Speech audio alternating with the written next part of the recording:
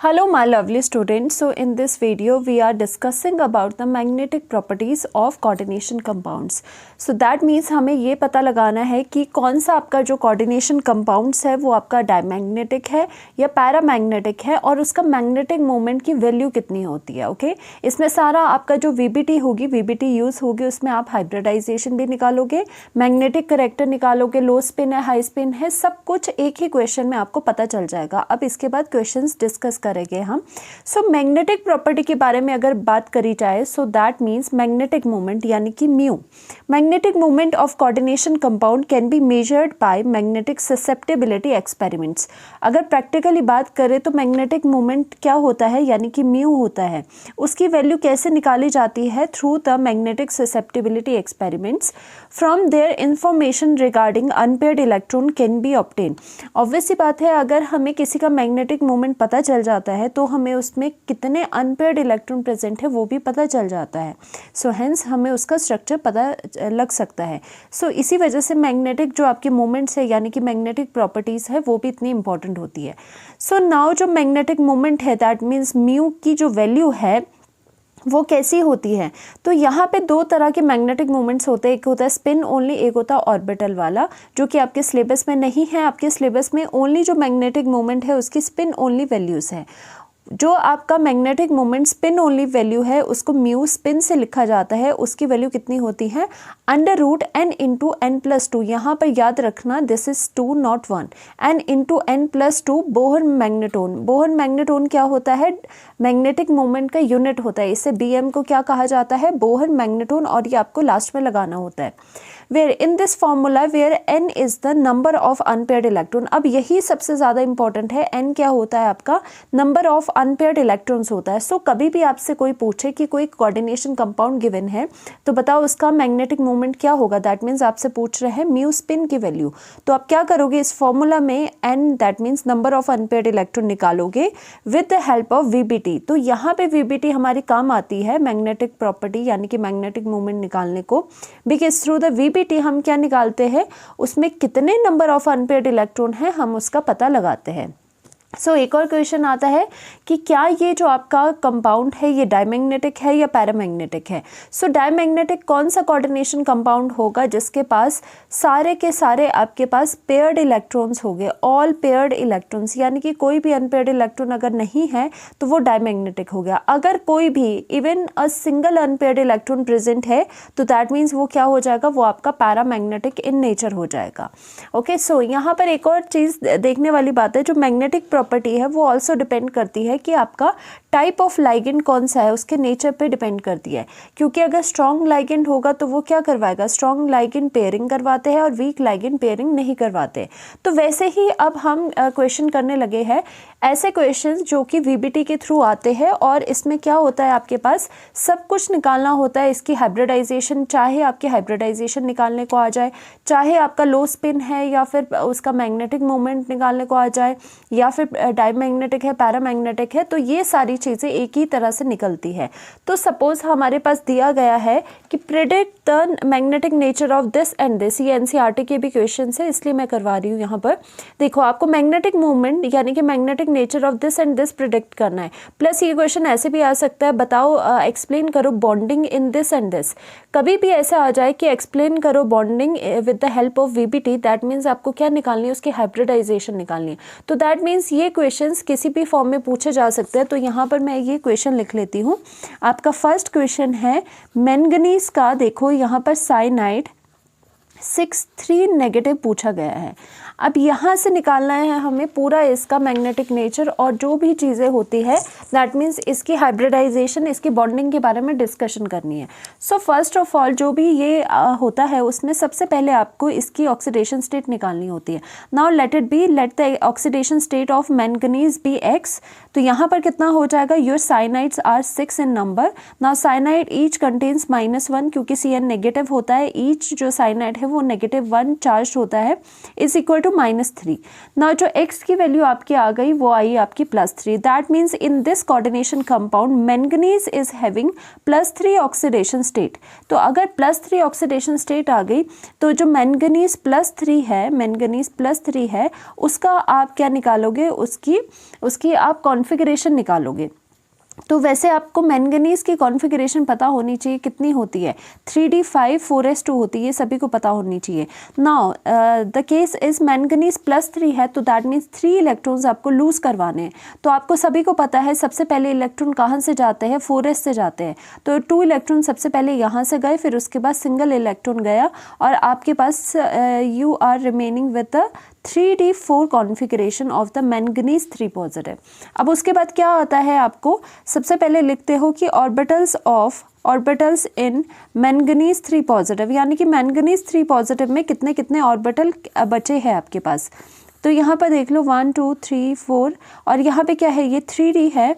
फिर आपका 3d के बाद आपको पता होना चाहिए होता है 4s, उसके बाद होता है आपका 4p। इनफैक्ट ये आपके अभी फिल्ड नहीं है बट आपको पता है दे आर देयर, यानी कि ये प्रेजेंट होते हैं। इसके बाद अगर ज़रूरत पड़ेगी वी कैन ऑप्ट आउट। तो यहाँ से क्या हो जाएगा, 4 है तो 1 2 3 एंड 4 आपके पास आ गए। नाउ इसके बाद हाइब्रिडाइजेशन हमें निकालनी है। हाइब्रिडाइजेशन कितनी हो जाएगी हाइब्रिडाइजेशन, यहाँ पर हाइब्रिडाइजेशन के लिए सबसे पहले तो आप देखोगे कि कोऑर्डिनेशन नंबर क्या है 6। You know that very well कि कोऑर्डिनेशन नंबर 6 के लिए पॉसिबल जो हाइब्रिडाइजेशन है वो 2 होती है, या फिर D2sp3 होगी या तो आपकी sp3d2 होगी। ये सबसे पहले आपके माइंड में बिल्कुल ही कंफर्म होना चाहिए कि कोऑर्डिनेशन नंबर 6 की आपकी 2 होती है, 2 पॉसिबल हाइब्रिडाइजेशंस होती है। तो यहाँ पे कोऑर्डिनेशन नंबर 6 है, या तो ये होगी या ये होगी। तो दैट मीन्स या तो आपको 2 इनर d ऑर्बिटल खाली चाहिए या फिर बाहर के चाहिए। अब देखो, अब इसमें एक चीज़ आती है कि आपके पास जो लाइगेंड है वो कैसा है। वो लाइगेंड आपके पास यहाँ पे लाइगेंड CN जो नेगेटिव होते हैं वो स्ट्रॉन्ग लाइगेंड होते हैं। अगर ये स्ट्रॉन्ग लाइगेंड है तो स्ट्रॉन्ग लाइगेंड हमेशा क्या करवाते हैं, पेयरिंग ऑफ इलेक्ट्रॉन करवाते हैं, और कितनी पेयरिंग करवाते हैं, जितनी आपको रिक्वायर्ड होगी। अब ध्यान से देखो, दिस इज़ वेरी इंपॉर्टेंट, बहुत इंपॉर्टेंट है ये वाला, क्योंकि इसमें कुछ ऐसी चीज़ आ रही है जो आपको ध्यान में रखने की है। यहाँ पर देखो, जब पेयरिंग होगी तो हम कितनी पेयरिंग करेंगे। आप बोलोगे कि सबकी पेयरिंग करवा देते हैं, ठीक है, आप बोलोगे सबकी पेयरिंग करवा देते हैं, इसको उधर भेज देते हैं, इसको उधर भेज देते हैं। अगर ऐसा हो गया, अगर सपोज़ ऐसा हो गया तो क्या हो जाएगा, यहाँ पे ऐसे नहीं हो जाएगा। अगर मैं इसकी पेयरिंग सब में करवाने लगूँ तो मैं यहाँ रफली बनाती हूँ, तो क्या ऐसा नहीं हो जाएगा कि ये पेयरिंग हो गई, ये भी पेयरिंग होगी। आपके पास कितने d के ऑर्बिटल्स बच गए, आपके पास d के ऑर्बिटल कितने खाली रह गए, आपके पास 3 रह गए। But according to the possible hybridisation it only requires 2 d orbitals. इसको ओनली 2 d ऑर्बिटल चाहिए अंदर के। आप कितने रिक्वायर कर रहे हो, आप इतने कितने दे रहे हो, आप 3 दे रहे हो। तो दैट मीन्स हमने बोला है कि जो पेयरिंग होगी वो कैसी होगी और कितनी करवानी है, जितनी रिक्वायर्ड है। तो आप पेयरिंग कितनी करवाओगे, आप पेयरिंग सिर्फ इतनी करवाओगे सो दैट आपके पास यहाँ पे 2 आपके d ऑर्बिटल्स खाली हो जाए। तो पेयरिंग आप क्या करवाओगे, सिर्फ एक जो होगा, एक इलेक्ट्रॉन होगा वो पेयर हो जाएगा। सो दैट मीन्स एक इलेक्ट्रॉन पेयर हो गया, बाकी आपने एज सच रखे। एज सच क्यों रखे, क्योंकि आपको 2 ही d ऑर्बिटल यहाँ से खाली चाहिए थे। ओके, क्लियर हो गया। देखो फिर से बता देती हूँ, साइनाइड आपका स्ट्रॉन्ग लाइगेंड है, it will cause pairing, but pairing भी कितनी करनी है, एज पर रिक्वायर्ड, जितने आपको चाहिए हाइब्रिडाइजेशन में ऑर्बिटल्स खाली, उतने ही उसके अकॉर्डिंग पेयरिंग करवाओगे। सो यहाँ पे पेयरिंग वैसे तो ज़्यादा हो सकती थी, जैसे फुल ऑन पेयरिंग हो सकती थी कि सारे पेयर्ड हो जाए, बट उसकी वजह से क्या होता, आपके पास 3 d ऑर्बिटल्स मिलते, पर आपको 3 की रिक्वायरमेंट नहीं है, आपको है 2 की रिक्वायरमेंट। सो उसी के अकॉर्डिंग उतनी ही पेयरिंग करो जितनी की रिक्वायर्ड है। तो पेयरिंग क्या करी, ओनली आपने एक इलेक्ट्रॉन को पीछे ले गए, बाकी को एज सच लिख लिया, क्योंकि आपको 2 d ऑर्बिटल, अभी इतनी पेयरिंग करवाने से भी आपको 2 d ऑर्बिटल्स मिल रहे हैं। सो आप ये करोगे, यहाँ पर कितना आ जाएगा, यहाँ पर ये। तो देखो यहाँ पे D2sp3 ये आपकी हाइब्रिडाइजेशन है, D2sp3 इज योर हाइब्रिडाइजेशन। अब थर्ड स्टेप में आप क्या लिखोगे, जो आपका कोऑर्डिनेशन कंपाउंड है वो आप पूरी तरह से लिख लोगे CN6 3 नाउ इसमें क्या करना है, आपके जो लाइगेंड्स है साइनाइड वो भी अपने इलेक्ट्रॉन्स यहाँ पे प्रोवाइड करेगी। यू नो दैट कि जो लाइगेंड्स है वो क्या करते हैं, इलेक्ट्रॉन्स अपने प्रोवाइड करते हैं, ठीक है। जो डी वेकेंट हाइब्रिड ऑर्बिटल्स है उसमें प्रोवाइड करता है। अब क्या हो रहा है, यहाँ पे जो D2sp3 है वो हाइब्रिडाइजेशन में, ये जो 6 ऑर्बिटल्स है ये हाइब्रिडाइजेशन में जाके नए हाइब्रिड ऑर्बिटल्स बना रहे हैं। तो यहाँ पे ये चले गए तो इन्होंने ये हाइब्रिड ऑर्बिटल्स बना दी। अब जो साइनाइड है, आपने पोस्टुलेट्स ऑफ वीबीटी में क्या करा है, जो आपके लाइगेंड्स होते हैं वो इलेक्ट्रॉन पेयर या लोन पेयर को क्या करते हैं, प्रोवाइड करते हैं। तो यहाँ पे इलेक्ट्रॉन यानी कि लोन पेयर को ये साइनाइड क्या करेगा, यहाँ पे वेकेंट हाइब्रिड ऑर्बिटल्स में यहाँ पे डोनेट करेगा, दैट मीन्स यहाँ पे प्रोवाइड करेगा। तो ईच साइनाइड क्या किया, ईच साइनाइड ने वेकेंट ऑर्बिटल हाइब्रिड ऑर्बिटल्स देखा और वहाँ पे इलेक्ट्रॉन्स को उन्होंने डोनेट कर दिया। तो इस तरह से ये कंपाउंड बनता है। एंड योर हाइब्रिडाइजेशन, कोई भी अगर बॉन्ड आपसे बॉन्डिंग पूछे तो आप लिखोगे द हाइब्रिडाइजेशन इज D2sp3। और क्या हो रहा है, कौन सा ऑर्बिटल्स बन रहे हैं, these are your inner d orbitals, inner orbital complex, ये इनर ऑर्बिटल कॉम्प्लेक्स बन गए, इनर ऑर्बिटल कॉम्प्लेक्स आपके बन गए। और दूसरी बात क्या हुई कि आपकी इसमें क्या है, ये there are two unpaired electron, two unpaired electron है, इसकी वजह से क्या हो गया, ये पैरामैग्नेटिक हो गए। यू नो दैट पैरामैग्नेटिक कब आते हैं, जब आपके पास अनपेयर्ड इलेक्ट्रॉन प्रेजेंट होते हैं ना। उसकी स्पिन वैल्यू कितनी आ जाएगी, अगर आप स्पिन मैग्नेटिक मोमेंट की स्पिन वैल्यू निकालोगे, you know that the formula is √n into n+2 हो जाता है। तो यहाँ पे कितना हो जाएगा, √n की वैल्यू आपकी 2 है, 2 इंटू 2+2 कितना आ गया, is equal to 2.87 Bohr magneton. और वैसे भी आप सिंपली एक ट्रिक याद रखो, अगर आपके यहाँ पे नंबर ऑफ अनपेयर्ड, ऐसे ट्रिक याद रखो, नंबर ऑफ अनपेयर्ड इलेक्ट्रॉन 1 है, ये अनपेयर्ड इलेक्ट्रॉन है, अनपेयर्ड इलेक्ट्रॉन अगर 1 होते हैं तो उसका मैग्नेटिक मोमेंट 1.78 कुछ होता है, यानी कि 1.78 यानी कि 2 के करीब होता है, पर पूरा 2 नहीं होता है। अगर आप यहाँ पे 2 लिखोगे तो 2.8 समथिंग होगा, और अगर 3 होगा तो 3.9 समथिंग होगा, मतलब 3.8 या 9 ऐसी वैल्यूज़ आती है। तो देखो यहाँ पे 2 है तो आपका 2.8 समथिंग हो गया, थोड़ा ज़्यादा हो गया। तो इस वजह से ये चीज़ आपको पता चल जाती है। नाउ ये चीज़ आ गई, ये पैरामैग्नेटिक हो गया और इसका स्पिन ओनली मैग्नेटिक मोमेंट की वैल्यू भी आ गई। इनर ऑर्बिटल कॉम्प्लेक्स है, ये भी पता चल गया। हाइब्रिडाइजेशन यानी कि बॉन्डिंग के बारे में भी पता चल गया, it will undergo the D2sp3 hybridization. So हम नेक्स्ट करते हैं क्वेश्चन इसी के रिगार्डिंग थोड़ा सा। एंड उससे पहले देख लो कि जो हमने ये क्वेश्चन करा है उसको इस तरह से करना है। आपकी मैंगनीज में आपने ऑक्सीडेशन स्टेट निकाल दी, +3 निकलती है, और यहाँ पे इसकी जो इलेक्ट्रॉनिक कॉन्फ़िगरेशन होगी वो 3d4 होगी। आपने 4 इलेक्ट्रॉन्स भर लिए and this is your 3d, this is your 4s, this is your 4p। अब क्या करोगे यहाँ पर, उसके बाद हाइब्रिडाइजेशन लिखोगे। आपको पता है साइनाइड क्या है, आपका एक स्ट्रॉन्ग लाइगेंड है, वो पेयरिंग करेगा as per required. This is very important, पूरी पेयरिंग नहीं करनी है, जितनी रिक्वायर्ड है उतनी ही पेयरिंग करनी है।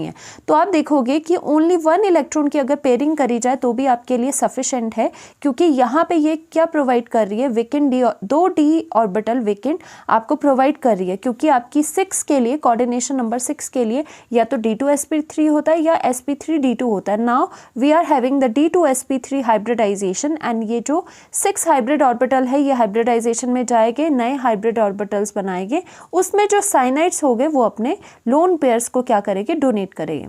तो इसका मतलब इन्होंने इनर डी ऑर्बिटल यूज करे हैं, तो ये इनर ऑर्बिटल कॉम्प्लेक्स बने, और इसमें 2 आपके पास अनपेयर्ड इलेक्ट्रॉन है, ये पैरामैग्नेटिक हो गए, और इसकी स्पिन ओनली वैल्यू कितनी होगी, आपकी magnetic moment will be 2.87 Bohr magneton. तो यानी कि सारा का सारा क्वेश्चन हमने कर लिया। चाहे आपको कोई भी पूछे, मैग्नेटिक बिहेवियर पूछे, चाहे हाइब्रिडाइजेशन पूछे, बॉन्डिंग पूछे, आपको इसी तरह से वीबीटी के क्वेश्चंस करने होते हैं।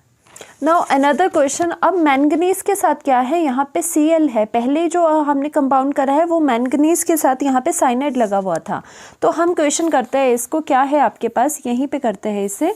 आपके पास है मैंगनीज के साथ आपका Cl6 नेगेटिव लगा है। तो सबसे पहला काम क्या किया जाता है, इसकी ऑक्सीडेशन स्टेट निकालनी होती है। तो मैंगनीज की ऑक्सीडेशन स्टेट यहाँ पे सपोज इसको x कर दिया, यहाँ पर कितना हो गया 6, एंड क्लोरीन आपका -1 में है, is equal to -3। So oxidation state x कितनी होगी, आपकी +3 होगी। That means manganese is in the +3 oxidation state in this coordination compound. Now manganese की जो आपकी कॉन्फ़िगरेशन होती है वो होती है 3d5 2s2 और आपकी जो मैंगनीज 3 पॉजिटिव यानी कि 3 इलेक्ट्रॉन निकालो, 2 इलेक्ट्रॉन यहाँ से निकालो, 1 इलेक्ट्रॉन यहाँ से निकालो, तो आपके पास 3d4 कॉन्फ़िगरेशन रिमेनिंग रह जाएगी। नाउ फर्स्टली क्या करते हैं आप, ऑर्बिटल्स ऑफ क्या लिखते हो, ऑर्बिटल्स ऑफ मैंगनीज 3 पॉजिटिव के ऑर्बिटल्स को बनाना है। तो आपको क्या करना पड़ेगा, यहाँ पे 3d करोगे, यहाँ पे 3d लिखोगे, यहाँ पे 4s लिखोगे और यहाँ पे क्या है 4p आएगा। एंड अगर इफ़ रिक्वायर्ड, आपको पता है इसके बाद क्या आता है, यू शुड नो दैट, इसके बाद आपका आता है 4d। वैसे लिखा नहीं होता, एज पर रिक्वायरमेंट, अगर रिक्वायर्ड होगा तो हम लिखेंगे बनाएंगे। So that means you should know the sequence कि 3d के बाद 4s आता है, 4s के बाद 4p and then 4d। Now इसमें कितने हैं, d के पास 4 इलेक्ट्रॉन्स है तो हमने यहाँ पे 4 इलेक्ट्रॉन्स लगा दिए। नाउ उसके बाद हाइब्रिडाइजेशन क्या आएगी, देखो हाइब्रिडाइजेशन क्या आएगी, उसमें हम सबसे पहले नेचर ऑफ द लाइगेंड देखते हैं। लाइगेंड हमारा क्या है, यहाँ पे क्लोरीन है। यू शुड नो जो क्लोरीन आपका होता है वो एक वीक लाइगेंड होता है। वीक लाइगेंड यानी कि जो आपके हैलोजेंस होते हैं वो वीक लाइगेंड होते हैं। और आपका सबसे स्ट्रॉन्ग लाइगेंड देखो, आपको समझना होगा स्ट्रॉन्ग कौन सा होता है, जो कार्बोनाइल एंड CN होते हैं वो सबसे ज़्यादा स्ट्रॉन्ग होते हैं। और OX ऑक्सीलेटो जो होता है वो भी स्ट्रॉन्ग होता है। और उसके अलावा जो हैलाइड्स होते हैं वो बिल्कुल भी स्ट्रॉन्ग नहीं होते, साथ में वाटर भी स्ट्रॉन्ग नहीं होता। ओके, जो NH3 होता है वो क्या होता है, कभी वो स्ट्रॉन्ग एक्ट करता है, कभी कभी वो वीक एक्ट करता है। वो डिपेंड करता है सिचुएशन पे कि आपके पास कंपाउंड कौन सा गिवन है। नाउ इसके बाद क्या हो जाएगा, जो क्लोरीन आपका है, क्लोरीन कभी भी आपकी पेयरिंग नहीं करवाएगा क्योंकि ये वीक लाइगेंड है। तो अगर पेयरिंग नहीं करवा रहा है तो यहाँ पे जो एज सच इलेक्ट्रॉन्स हैं उनको आपको एज सच लिखना होगा। आपने एज सच इलेक्ट्रॉन 3d में लिख लिए क्योंकि ये यहाँ पे क्लोरीन जो है वो पेयरिंग नहीं करवा रहा है। नाउ उसके बाद क्या आएगा, उसके बाद ये चीज़ें आप एज सच लिखो, यहाँ पर आपका पूरा ये प्रॉपर यहाँ पे D आ जाएगा। और नाउ यहाँ पर देखो जो कोऑर्डिनेशन नंबर 6 है, नाउ यू शुड नो कि कोऑर्डिनेशन नंबर 6 है, उसकी पॉसिबल जो हाइब्रिडाइजेशन है वो 2 ही है, या तो D2sp3 होगा या फिर आपका sp3d2 होगा। यू शुड नो दैट कि कोऑर्डिनेशन नंबर 6 में 2 ही पॉसिबल हाइब्रिडाइजेशन है।